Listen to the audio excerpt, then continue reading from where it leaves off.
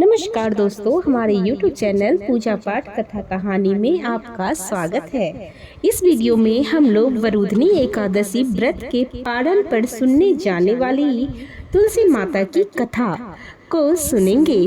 तो आप हमारे चैनल पर यूं ही बने रहिए। अगर आप हमारे चैनल पर नए हैं तो चैनल को सब्सक्राइब कर लीजिए, बेल नोटिफिकेशन को ऑन कर दीजिए ताकि मैं जो भी वीडियो डालूं वह आप तक पहुंच सके। तो चलिए आइए शुरू करते हैं वरुधनी एकादशी के पारण को सुनी जाने वाली कथा। बोलिए गौरी पुत्र गणेश भगवान की जय। श्री कृष्ण भगवान राधे कृष्णा की जय। वैशाख मास के कृष्ण पक्ष की द्वादशी तिथि है आज और वरुधनी एकादशी के व्रत का पारण का दिन है। यानी जिन लोगों ने कल एकादशी का व्रत रखा था वे आज अपना व्रत खोलेंगे। एकादशी के व्रत के पारण के दिन तुलसी माता और लक्ष्मी माता जी की कथाओं को सुनने से ही पूर्ण फल की प्राप्ति होती है।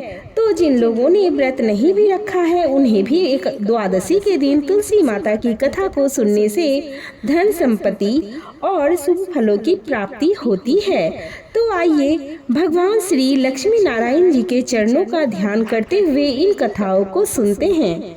तो आप लोग बड़ी श्रद्धा और प्रसन्नचित मन से इन कथाओं को पूरा अवश्य सुनिए। बोलिए श्री लक्ष्मी नारायण भगवान जी की जय। बोलिए श्री राधा कृष्णा भगवान जी की जय। बोलिए तुलसी माता और शालिग्राम जी की जय। बोलिए श्री यमुना माता की जय। तुलसी महारानी नमो नमः, हरि की पटरानी नमो नमः। आइए सुनते हैं तुलसी माता की संपूर्ण कथा। तुलसी माता को हरि प्रिया भी कहा जाता है। जितना भगवान श्री हरि विष्णु सोने चांदी हीरे मोती तथा रत्नों से प्रसन्न नहीं होते हैं उतना सिर्फ तुलसी दल से प्रसन्न हो जाते हैं। सच्ची श्रद्धा भाव से तुलसा दल भगवान विष्णु को अर्पित करने से मनुष्य के सभी संकट कट जाते हैं और मनोकामना पूर्ण होती है। शास्त्र अनुसार एकादशी के दिन तुलसी जी को कभी भी जल नहीं चढ़ाना चाहिए क्योंकि तुलसी महारानी स्वयं एकादशी का निर्जला व्रत रखती हैं। लेकिन द्वादशी के दिन व्रत के पारण के समय तुलसी माता को जल अवश्य चढ़ाना चाहिए और पूरे विधि विधान से पूजा पाठ करके उनको कथाओं को सुनकर ही अपना व्रत खोले। एक बार एक गांव में एक बुजुर्ग महिला रहा करती थी।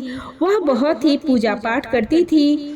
वह रोज तुलसी माँ की पूजा करती और वह बुजुर्ग महिला रोज तुलसी माता से कहती, हे तुलसी माँ तुम मुझे बहू दे, पीताम्बरी की धोती दे, मीठा मीठा भात दे, बैकुंठ में बास दे, चटक की चाल दे, मटक की मौत दे, चंदन का काठ दे, रानी सा काज दे, दाल भात का भोजन दे, 11 की मौत दे और कृष्ण जी का कंधा दे। वह बुजुर्ग महिला हर महीने तुलसी माता को रोज पूजा पाठ करती। तुलसी माता बुजुर्ग महिला की बात सुनकर धीरे धीरे सूखने लगी। तभी भगवान श्री कृष्ण जी ने देखा कि तुलसी माता सूख रही हैं और तभी एक दिन भगवान कृष्ण तुलसी माता के पास प्रकट हुए और भगवान श्री कृष्ण जी ने तुलसी माता से पूछा, तुम क्यों सूख रही हो? सभी महिलाएं तुम्हारी पूजा करती हैं और तुम रोज सजती है लेकिन फिर भी तुम सूखती जा रही हो, इसका कारण क्या है? जिसके बाद तुलसी माता ने भगवान श्री कृष्ण जी से कहा कि हे प्रभु, एक बुजुर्ग महिला मेरे पास रोज आती है और रोज एक ही बात बोलती है, तुलसी माता सबकी दाता, मैं तेरा बिरला सींचती हूँ, तुम मुझे बहू दे, पीताम्बरी की धोती दे, मीठी मीठी भात दे, बैकुंठ में बास दे, चटक की चाल दे, मटक की मौत दे, चंदन का काठ दे, रानी सा राज दे, दाल भात का भोजन दे, 11 की मौत दे और श्री कृष्ण का कंधा दे। उस बुजुर्ग महिला की सारी मनोकामना पूरी कर सकती हूँ लेकिन उसकी एक मनोकामना पूरी नहीं कर सकती। मैं कृष्ण का कंधा कहाँ से दूंगी? भगवान श्री कृष्ण जी तुलसी माता की बात सुनकर जोर जोर से हंसने लगे और फिर भगवान श्री कृष्ण जी ने तुलसी माता जी से कहा कि तुम चिंता मत करो, जब वह बुजुर्ग महिला की मृत्यु होगी तब मौके पर मैं आप ही कंधा देने के लिए आ जाऊंगा। सुबह जब वह पूजा करने आए तब कह देना कि सब कुछ तुम्हें मिल जाएगा। कुछ दिनों बाद वह वृद्ध महिला ठोकर खाकर रास्ते में गिरकर मर गई। पूरे गांव के सभी लोग आए और उस महिला को सभी लोग धर्मात्मा मानते थे। उसको तुलसा जी की टोकरी कहते थे। उसके परिवार में से कोई भी नहीं था, लेकिन गांव वालों ने ही उसके अंतिम संस्कार करने की योजना बनाई और उसे नहला करके वैकुंठ पर बैठाने के लिए उसे उठाने लगे। तो उसके मृतक शरीर इतना भारी हो गया था कि कोई भी उसे उठा नहीं पाया। यह सब देखकर वहाँ के सभी लोग कहने लगे, तरह तरह की बातें करने लगे और कहने लगे कि यह इतना पूजा पाठ करती थी, हर समय माला फेरती थी, इसीलिए यह इतनी भारी हो गई है। वही पूरे गांव में चर्चा होने लगी कि टोकरी माई कोई भक्तिनी नहीं थी, यह छल कपट करती थी। हम जिसे धर्मात्मा समझते थे वह तो पापी निकली, जो कि किसी से भी नहीं उठ रही है। यह उसके कर्मों की ही सजा है। इधर भगवान ने सोचा कि मेरे भक्तों की निंदा हो रही है, इसीलिए भगवान ने बूढ़े ब्राह्मण का भेष धारण करके वहां पर आए और वहां एकत्रित लोगों से पूछने लगे कि यहाँ पर इतनी भीड़ क्यों लगी है। लोग कहने लगी कि यह टोकरी माई मर गई है और पाप इतना करती थी जिससे कि यह उठ भी नहीं पा रही है।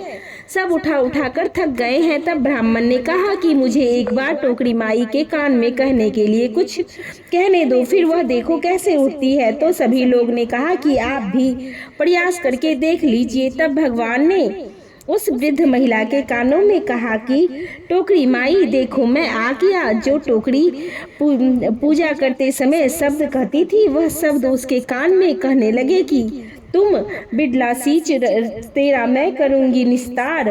तेरा टोकरी माई बहू ले, बेटी ले, पोते ले, लड्डू ले, पीताम्बर की धोती ले, गहना ले, घी का घड़ा ले, मीठे मीठे खीर और पूरी ले, दाल भात का भोजन ले, धन दौलत ले, बेटा पोता को काम ले, तुलसी का पत्ता ले, मुंह में गंगा जल ले, 11 के दिन ले, चंदन की को दाग ले, श्री कृष्णा जी का कंधा ले। इतना सुनते ही टोकरी हल्की हो गई और भगवान ने बोला आओ इसको उठाओ। भगवान ने हाथ लगाया और टोकरी माई उठ गई। सबको बड़ा ही आश्चर्य हुआ। उसे खूब धूमधाम से ले जाया गया। भगवान ने उसे कंधा